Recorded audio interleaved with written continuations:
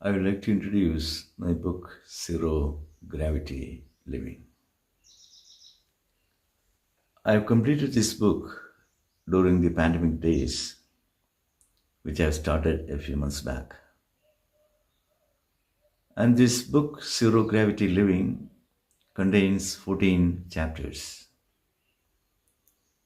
And I wrote a caption.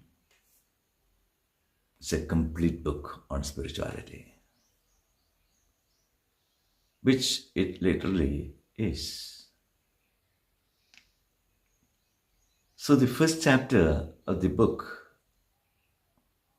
is all about healing humanity. Healing humanity in 4 cognitive moves in your awareness. These 4 cognitive moves in your awareness is simple and it doesn't take time. So the first cognitive move under the head of healing humanity is one has to free oneself from one's individuality. All your identities you can use functionally and you can free yourself from individuality. That's the first step which this book is presenting, because you are rediscovering your lost innocence. So from the movement from individuality to sense of beingness is the first cognitive move, and from sense of beingness to interbeingness is the second cognitive move. From interbeingness to inclusive awareness is the third cognitive move, and from inclusive awareness to sense of fullness is the fourth cognitive move. So these are the 4 cognitive moves which this book is presenting in the first chapter. And the second chapter is talking about, and it is an analysis on life. It's talking about how to set priorities in your life. What is the real priority of life and how to go about it. And the third chapter is all about self. Because everyone who is living in this planet has committed a mistake. This mistake is centered on the self. Until and unless this mistake is corrected, our awareness will be under siege. Whenever your awareness is under siege, you can't but have unhappiness in life. This unhappiness is completely different. It's an unhappiness born of sense of limitation and sense of incompleteness, not the unhappiness related with anything with the world. So, what is the nature of self-error and how it is creating self-violence, and how to redeem yourself from this self-violence and to live a life free from it. And the fourth chapter is about zero gravity living. The zero gravity living is the central theme of the book, because when we live our life, you are parking your body inside your self-awareness, which is an existential crime, because it creates sense of location in your awareness. Your awareness gets localized. Whenever awareness gets localized, you are not happy with it, because you want to be everywhere. You don't want to get boxed in this device called body. And we are all parking our mind inside of our self-awareness and suffering from sense of duration. Time is sorrow. Sense of location is sorrow. Sense of time is sorrow. That's why whenever we are happy, we have no sense of location. We have no sense of duration. Because sense of location and duration both get suspended whenever you are happy. You are a loser whenever you are happy, because you are losing all your self-opinions, you are losing all your self-judgments, you are losing your sense of location, you are losing your sense of duration. So, this unhappiness created by sense of location and duration can be solved if you can live your life making your I sense absent in your awareness, making your I sense disappear. Now, In sleep, your essence disappears and you are happy. In waking, you can make your essence disappear and you can be happy. Now the question is, this disappearance in the waking state of your essence is not functional. Functional like disappearance of the essence happens in sleep. You can make your essence disappear in the waking right now. That is samadhi. So zero gravity living is giving you the way to samadhi. And this is cognitive disappearance, not functional disappearance. Disappearance by knowledge.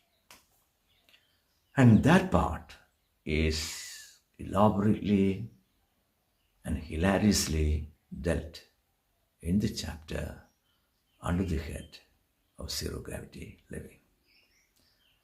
Now, the book also talks about different ways of meditation. That's under the 5th chapter. Meditation is a topic under the 5th chapter of this book, because meditation is an appointment with yourself. For what? To be yourself. You give an appointment to yourself to be yourself. So meditation as a means is an appointment with yourself, and it contains a host of exercises. How to arrive at silence, how to stop thinking, how to have no mind state, and what is centering. So all the details are being dealt with. I don't want to elaborate all this in this short video. Now being oneself is all about knowing the nature of the meditator. That is related with knowledge. That's the topic of the 5th chapter. Then this book is talking about God, because God is a very uncanny topic. People, in religious forums, used to discuss about whether God exists or not.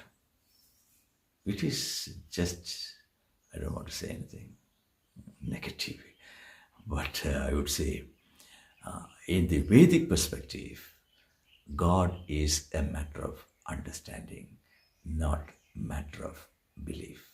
This we need to know. And Abrahamic religions are talking about a God who is sitting in heaven. Therefore, one reality, one God is a presentation on the part of Abrahamic religions. In contrast to it, one reality, only God is the vision presented by Veda.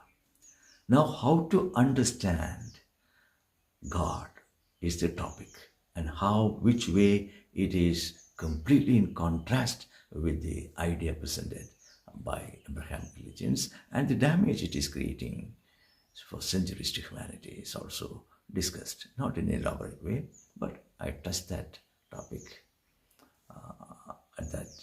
in that context. Fine. Now, there is another chapter, the geometry of ethics.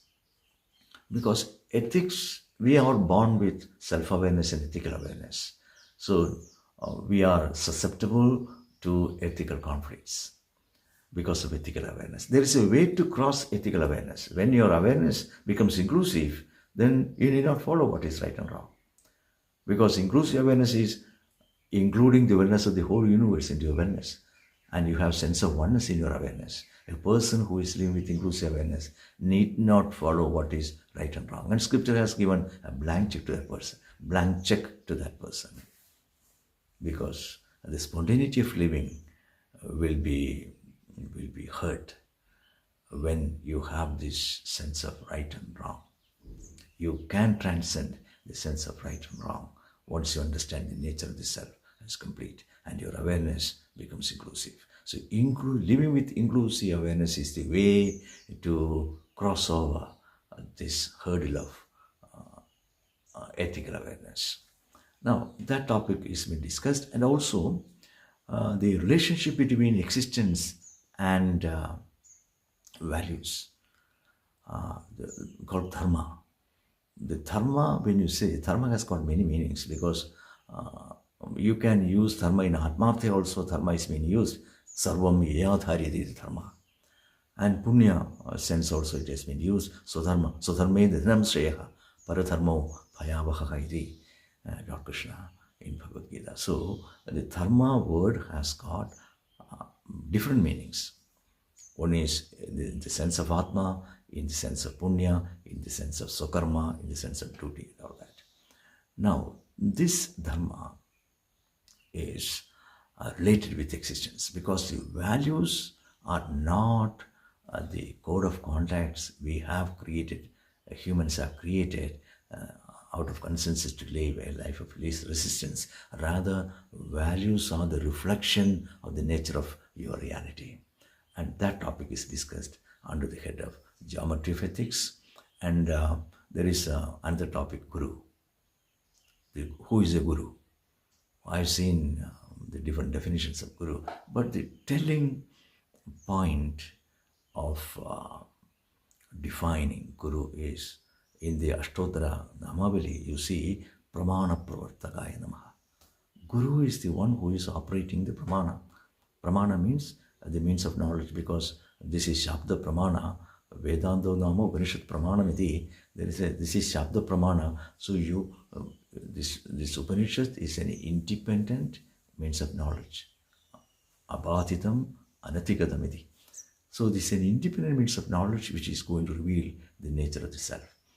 And Guru is the one who holds, who wields the methodology to unfold the nature of yourself as limitless and timeless. That's why my nature is, in the Upanishads it's been said, Satyam Jnanam Anandam Brahma.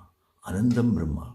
Brahman is Anandam. It is limitless. It is Satyam. It is timeless. So how can you communicate timelessness and limitlessness to the person and the reality of the person which is already self-evident and self-revealing? So this communication is not subject to description. It's not descriptive communication. The teaching is not by description. Rather, the teaching is by implication. It's implied teaching. So for implied teaching, you need tools. Adhyaropa Apavada Prakriya. So the methodology of teaching is also brought under the head of the methodology of teaching. Now, there are other topics. We are talking about love and relationship. That's the last chapter, I think. Yeah, the 14th chapter is all about love and relationship. What is love? Love is not attachment. Attachment is one of identification. You identify with someone and you say you are in love with that person. Love and attachment both are different. Love has got different definitions. Love is absence of self-judgment. Love is inclusive awareness. Love is sense of fullness. So how to arrive at inclusive awareness? How to live your life with zero judgment?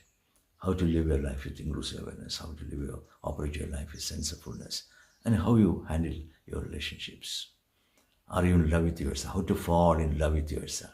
If you love yourself completely, then you can always be at the giving end of a relationship. So this, the chemistry of relationship is the topic dealt with in this book, Zero Gravity Living. And there are other satellite topics. It talks about celibacy. Celibacy is always understood by people wrongly. Because celibacy, they say, celibacy is abstinence from sex. Abstinence from sex is not celibacy. You can engage in sex and be a celibate. You can disengage in sex and be a celibate. Celibacy is freedom in sex, not freedom from sex. For which I need to know how to free myself from sexuality. So celibacy is a device which will help you to free yourself from the sense of sexuality, not from sex. And for which you can engage or disengage. A tantric person engages, a Vedic aspirant disengages. One is using Pratipaksha Bhavana, another is using ritual sex. So it's all about celibacy is not, celibacy is freedom in sex, not freedom from sex. So that topic is also been talked. And there are other satellite topics. In brief, I would say this book is worth reading, and it's available in Amazon. You can all buy, and it will guarantee a good read for you. with these words, I'll conclude. Thank you very much. Buy this book, Zero Gravity Living, and enjoy it. But I don't guarantee that you should get everything at one go in one reading. You have to reflect on each paragraph and what is written, and you have to repeatedly you have to read. At least twice you have to read to get the whole import of it. To be frank, thank you very much.